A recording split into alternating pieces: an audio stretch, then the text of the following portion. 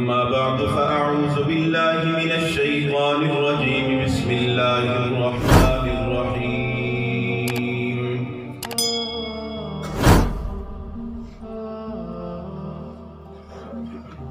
ويوم يعض الظالم على يديه يقول يا ليتني اتخذت مع الرسول سبيلا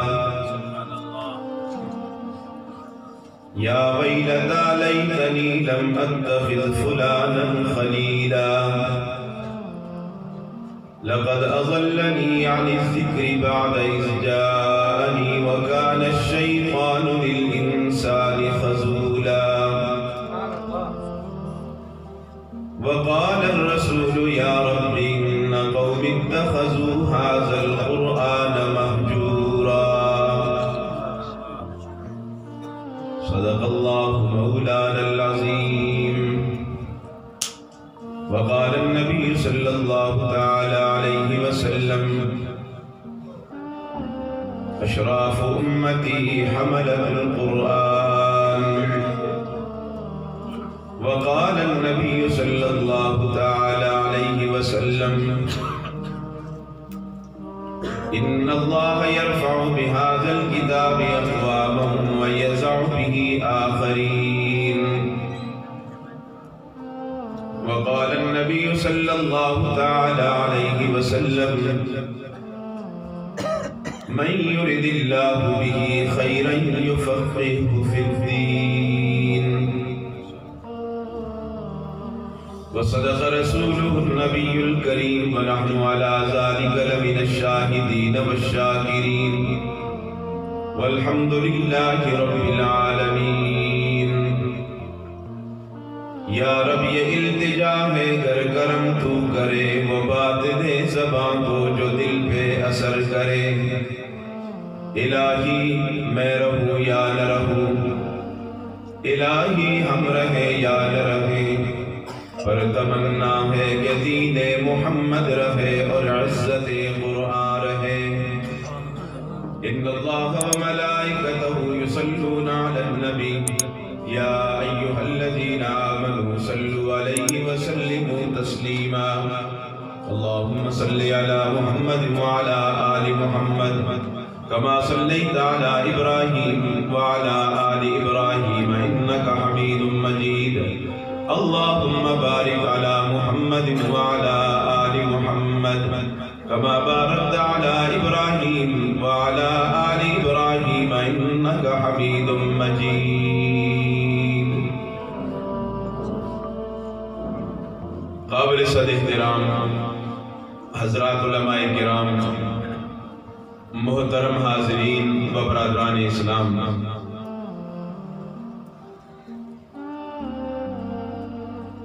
جامعہ اشاعت الاسلام کے اس سالانہ پروگرام میں برادر مکرم نہایت ہی مخلص و بےلوث حضرت مولانا تاج الدین صاحب دامت برکاتہم العالیہ کے حکم کی تعمیل کرتے ہوئے اپنی حاضری کو یقینی بنایا ہے اللہ رب العزت ہم سب کی حاضری کو محض اپنے فضل و کرم کے ساتھ اپنے دربار عالیہ میں قبول و منظور فرما کر ہم سب کے لیے نجات کا ذریعہ بنا دے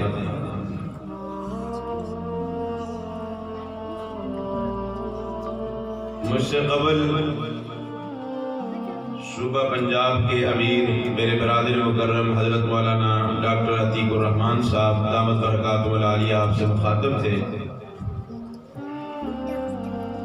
ماشاءاللہ ہمارے KP کے صوبے کے امیر حضرت مولانا عطاء الرحمان صاحب دامت برکاتہم العالیہ تشریف لا رہے ہیں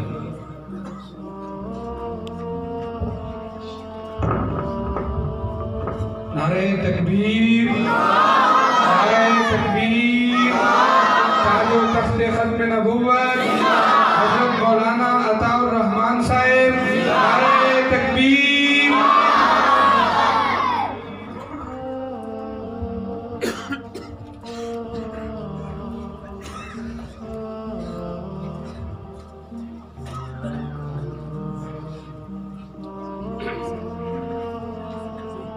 میری کوشش ہوگی کہ میں اختصار کے ساتھ چند ضروری گزارشات آپ حضرات کی خدمت میں پیش کر دوں۔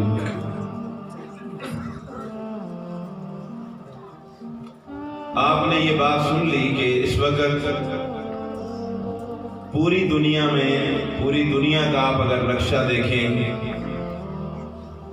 دو قوموں کی، دو ملکوں کی لڑائی اور جنگ نہیں ہے، اگر جنگ ہے تو دو تہذیبوں کی ہے۔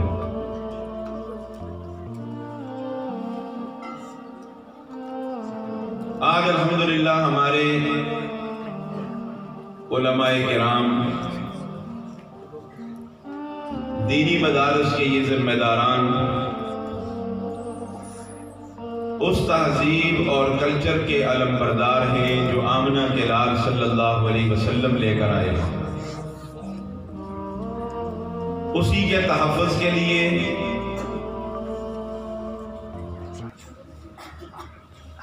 مدارس کے سٹیج سے، مساجد کے سٹیج سے، مختلف حوالوں سے پوری دنیا کے سامنے، امت مسلمہ کے سامنے ایک بہترین نقشہ پیش کر رہے ہیں۔ اور آج ہماری امیدوں کی جو آخری کرن ہے وہ یہی دینی مدارس نظر آ رہے ہیں۔ مفکر اسلام مولانا ابو الحسن ندوی رحمۃ اللہ علیہ فرمایا کرتے تھے، مسلمانوں کی بقا اسلام سے ہے اور اسلام کی بقا دینی مدارس سے ہے۔ یہی دینی مدارس ہیں کہ جن کی وجہ سے آج ہماری تہذیب بھی باقی ہے، ہمارا کلچر بھی باقی ہے، اور ہمارا دین بھی اسی انداز سے اپنی اصلی شکل میں آج بھی موجود ہے۔ انشاءاللہ قیامت کی صبح تک اسی طرح یہ قائم اور دائم رہے گا۔ کہو انشاءاللہ۔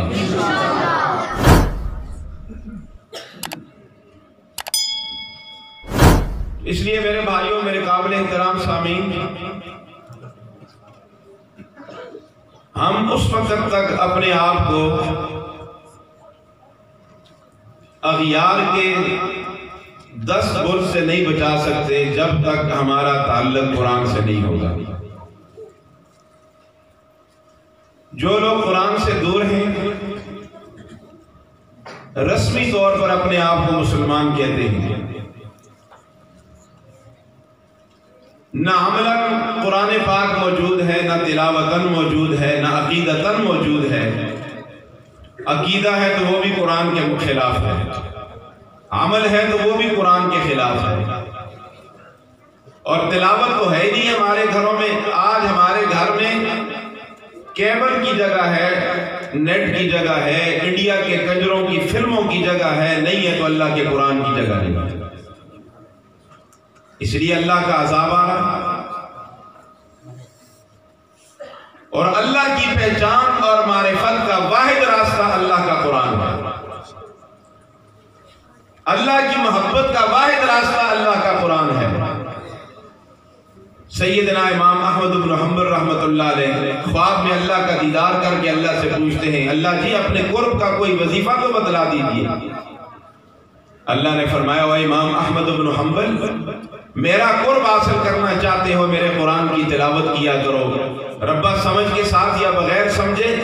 فرمایا سمجھ سے پڑھو یا بغیر سمجھ کے پڑھو، میرا قرآن پڑھو، میرا قرب حاصل ہو جائے گا۔ رب کا قرب حاصل کرو۔ اور آج اگر ہم پڑھتے بھی ہیں تو ہمارے پڑھنے کا انداز بھی بڑا عجیب ہے۔ مسجدوں میں نوجوان جاتے ہیں تو بجائے قرآن کا نسخہ اٹھانے کے موبائل کھول کے اس میں قرآن پڑھتے ہیں۔ علماء بیٹھے ہیں، میں فتویٰ تو نہیں دے رہا، لیکن میں موبائل کو قرآن بھی تو نہیں کہہ سکتا کہ اگر قرآن کہوں گا تو اس کو تو بغیر وضو کے ہاتھ لگانا پھر ناجائز ہو جائے۔ اسی موبائل میں انڈیا کے کنجروں کی فلمیں بھی ہیں، پتہ نہیں کیا سے کیا بکواسات ہیں، اور اسی موبائل میں اللہ کا قرآن بھی رکھا ہوا ہے۔ اب قرآن اٹھانا مشکل لگتا ہے اور موبائل اٹھا کے اس میں قرآن پڑھتے ہیں۔ یاد رکھو، ہر چیز کو سمجھا کرو۔ قرآن اس وقت تک پڑھنے کا مزہ نہیں آئے گا جب تک اللہ کے کلام میں عشق اور محبت میں ڈوب کر جب تک اللہ کے کلام کی تلاوت نہیں کریں گے لطف نہیں آئے گا۔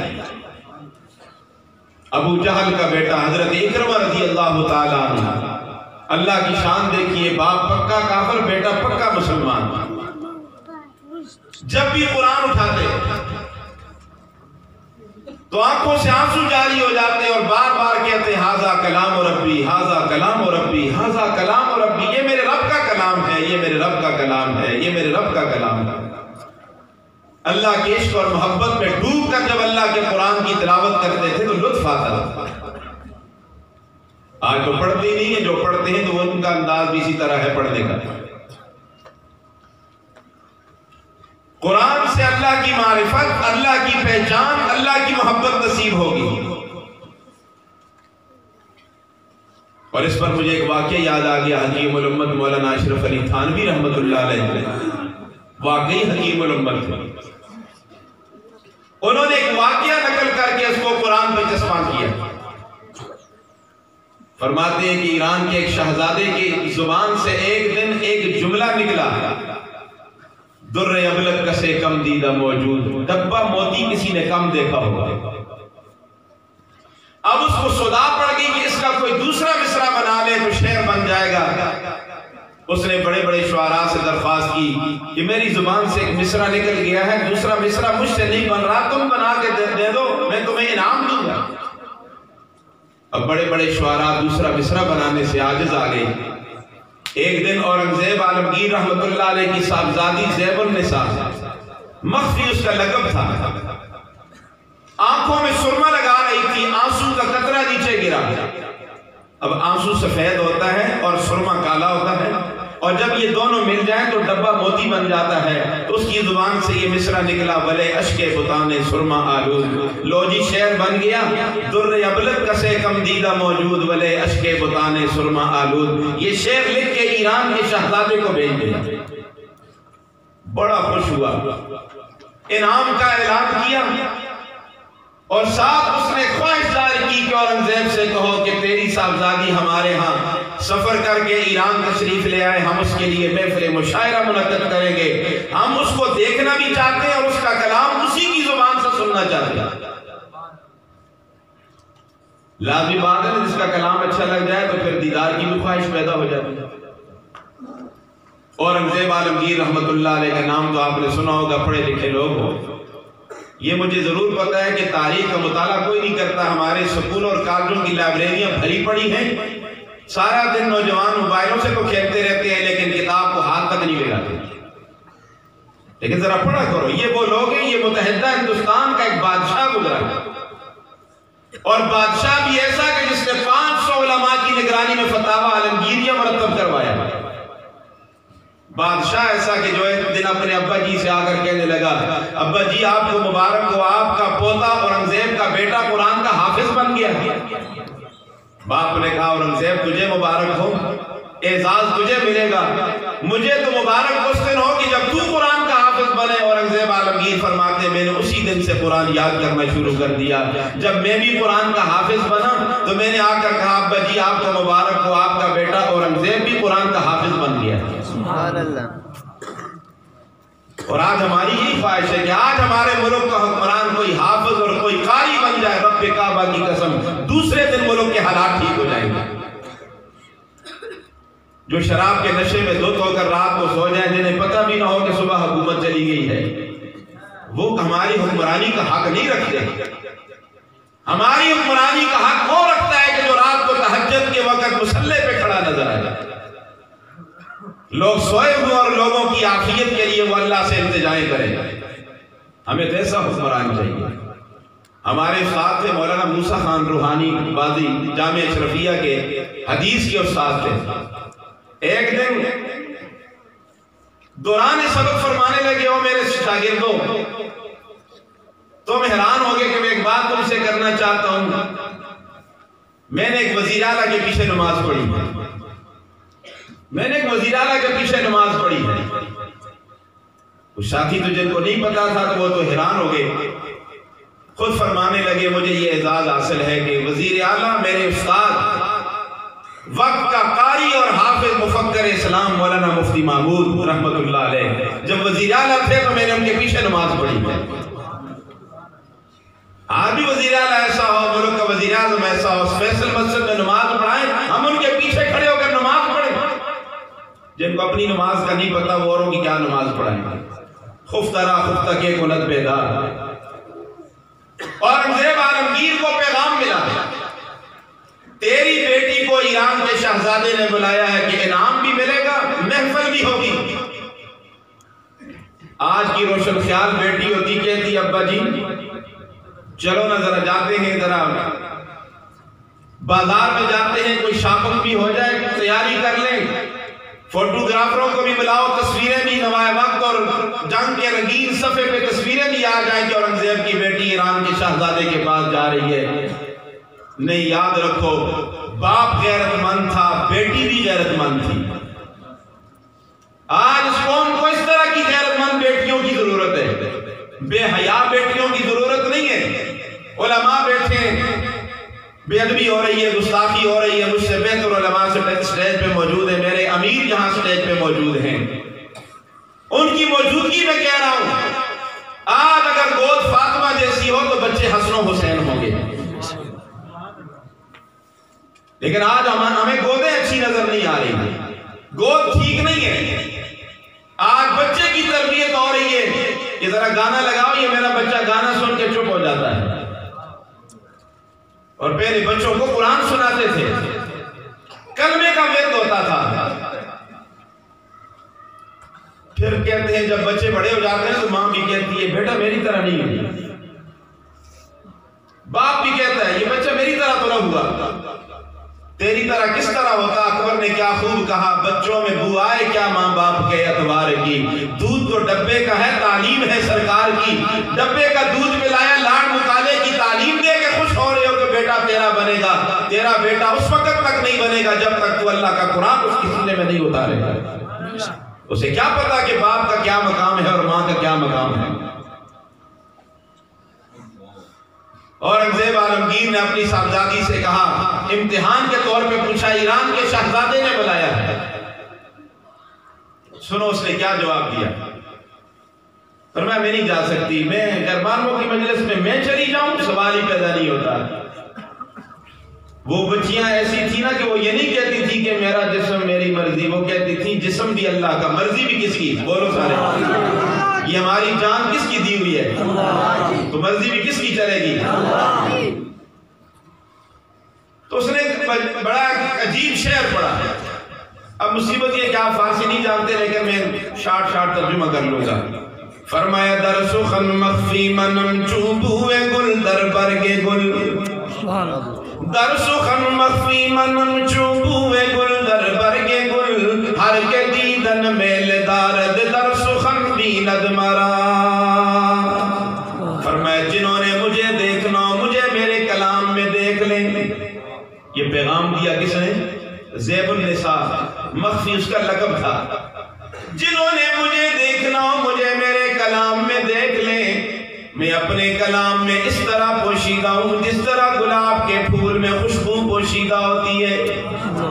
گلاب کا پھول نظر تو آتا ہے، خوشبو نظر نہیں آتی۔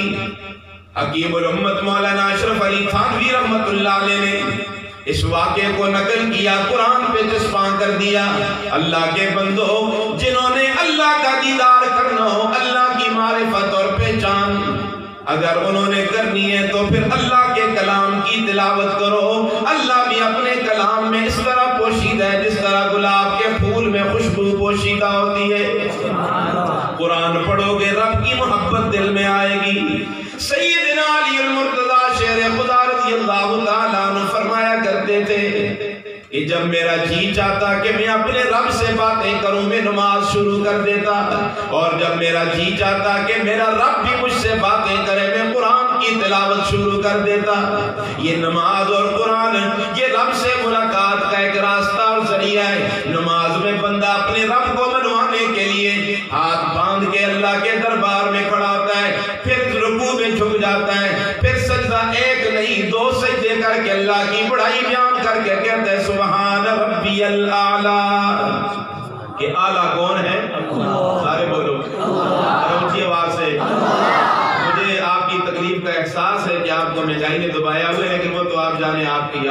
میں ہمارا قصور نہیں ہے۔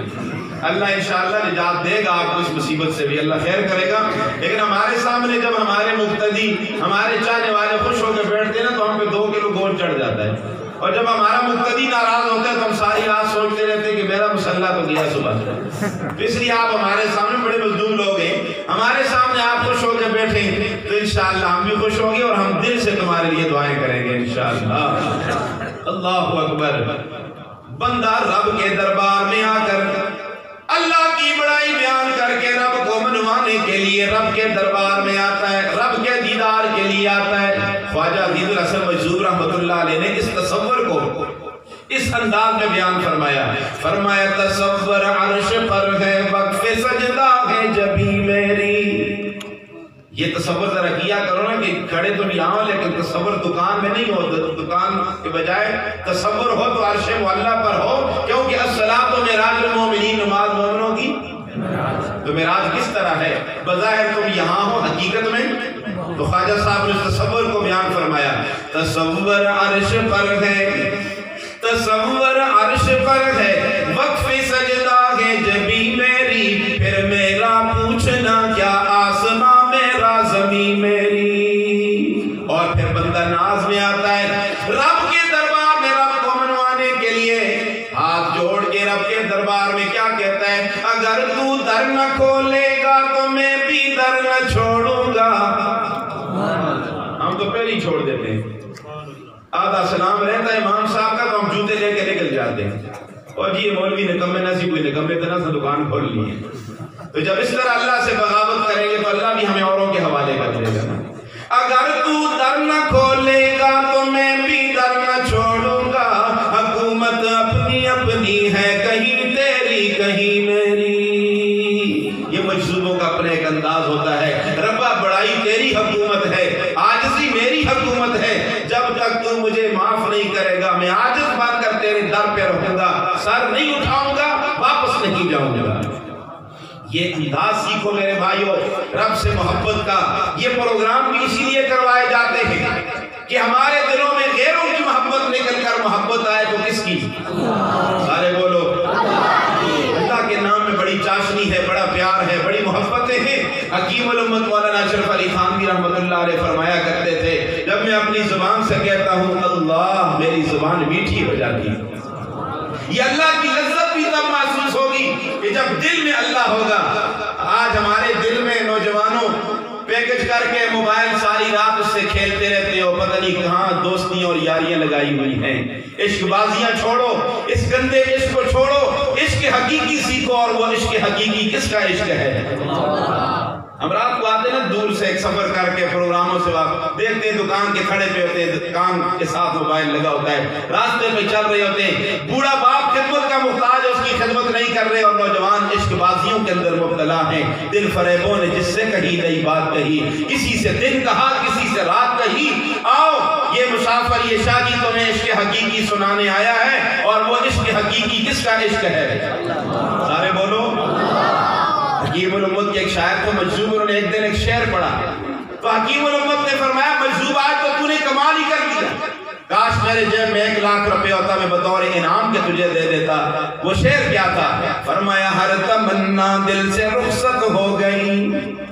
آج وعدہ کرو علماء کی موجودگی میں دل سے ساری تمنائیں نکالیں گے، ٹھیک ہے نا جی؟ دل میں کون آئے گا؟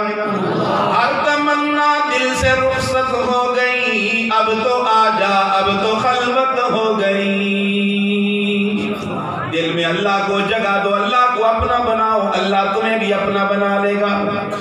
ذنون مصری رحمت اللہ علیہ کی ولایت کا واقعہ کتابوں میں لکھا ہے، فرماتے ہیں ہم 5-6 نوجوان آوارہ گردی کرنے کے لیے باہر نکلے ہوئے تھے، ہمیں پتھر کی بہت بڑی چٹان ملی، ہم نے اسے اٹھایا ادھر پھینک دیا، نیچے کیا دیکھتے ہیں؟ ہیرے جواہرات سونا اور چاندی۔ فرماتے ہیں کہ ایسی چیز بھی ملی جس پہ لکھا ہوا تھا اللہ۔ کیا لکھا تھا؟ ذنون مصری فرماتے ہیں اللہ کا نام دیکھتے ہی میرے دل میں اللہ کی محبت آ گئی۔ میں نے اپنے ساتھیوں سے کہا لے لو جو تم نے لینا ہے۔ کسی نے ہیرا لیا، کسی نے جوہر، کسی نے سونا، کسی نے چاندی۔ فرماتے میں نے اپنے لیے اس چیز کا انتخاب کیا جس پہ لکھا ہوا تھا اللہ۔ رات کو سو جاتا ہوں، خواب میں ایک بزرگ का दीदार होता है। वो बुजुर्ग फरमाते हैं ज़िन्नून तुझे मुबारक हो, तूने अपने लिए अल्लाह के नाम का इंतखाब किया, अल्लाह ने तुझे अपने लिए मुंतखब कर लिया है। और मेरे भाई आज वादा करो अपने दिल के लिए किसका इंतखाब करोगे? अल्लाह को दिल में जगह दे दो। अल्लाह फरमाते सारा वजूद तेरा है, एक दिल मुझे दे दे। हाजी इमदादुल्लाह मुहाजिर मक्की रहमतुल्लाह अलैह फरमाया करते थे ना, ये दिल बहरे मोहब्बत है, मोहब्बत करेगा तू लाख से बचा, अगर किसी पे तो मरेगा। इस दिल ने कहीं टूटना जरूर है, इस दिल ने मोहब्बत को करनी है, तो मोहब्बत करो तो किससे? आज की मजलिस का यही तकाजा है कि हमारे दिलों में अल्लाह की ऐसी वालिहाना मोहब्बत हो कि सारी मोहब्बतें निकल जाए, लेकिन अल्लाह की मोहब्बत दिल से डूब जाओ। अल्लाह की मोहब्बत। एक बात सुनाता हूँ, सैयदा आयशा सिद्दीक़ा रज़ियल्लाहु ताला अन्हा फरमाती है, एक रोज मैं घर से बाहर थी, मैं वापस आई और मैं घर में दाखिल हुई तो मैंने सलाम किया तो अल्लाह के महबूब ने सलाम का जवाब दे के फरमाया कौन? हालांकि बीवी को तो पाँव की आहट से आदमी पहचान लेता है। अल्लाह के महबूब फरमा रहे कौन? फरमाया आयशा। फरमाया कौन आयशा? फरमाया सिद्दीक की बेटी आयशा। फरमाया कौन सिद्दीक? सैयदा आयशा फरमाती है बड़ी परेशान होगी कि अल्लाह के महबूब को क्या हो गया। खैर थोड़े इंतजार के बाद मैं फिर बाहर निकली और फिर अंदर दाखिल हो के मैंने जब सलाम किया तो अल्लाह के महबूब ने फरमाया आयशा आ जाओ। जब मैं आई तो मैंने कहा अल्लाह के महबूब आ तो रही हूँ, लेकिन जरा ये तो बताओ ना आज पहले आपको क्या हो गया था? आज आपने आयशा और आयशा के बाप के पहचानने से भी इनकार कर दिया। सुनो अल्लाह के महबूब सल्लल्लाहु अलैहि वसल्लम ने फरमाया आयशा हम पर बाद औक़ात अल्लाह की मोहब्बत का ऐसा गलबा होता है, हम अल्लाह की मोहब्बत में से गुम होते हैं, ऐसे डूबे होते हैं, ना हमें आयशा का पता होता है ना आयशा के बाप का पता होता है। ये अंदाज इख्तियार करोगे तो फिर किसी की मोहब्बत दिल में नहीं आएगी। और ये उलमा आपके सामने बैठे इसी बात का तकाजा कर रहे हैं, उलमा की मजलिसों में आया करो, नेक लोगों की इस्माइयत और सोहबत इख्तियार करो, दिलों में अल्लाह की मोहब्बत आएगी। और जब और किसी मजलिस में जाओगे तो फिर और किसी की मोहब्बत आएगी, तो दिल में मोहब्बत हो तो किसकी हो। मैं बहुत ज़्यादा माजरत ख्वाह हूँ, उलमा की मौजूदगी में मैंने लखकुशाई की और खुसूसन मेरे अमीर मोहतरम जब तशरीफ लाए तो मुझे तो कोई जुमले नहीं कहने चाहिए थे, लेकिन मैं महसूस कर रहा था कि मेरे मेज़बान मौलाना ताजुद्दीन साहब दामत बरकातुहु मौला आलिया नाराज़ हो जाएंगे कि आप आए भी और बयान भी ना किया, तो मैंने ये चंद ज़रूरी गुजारिशात आप हज़रात की खिदमत में पेश कर दी। मुझे उम्मीद है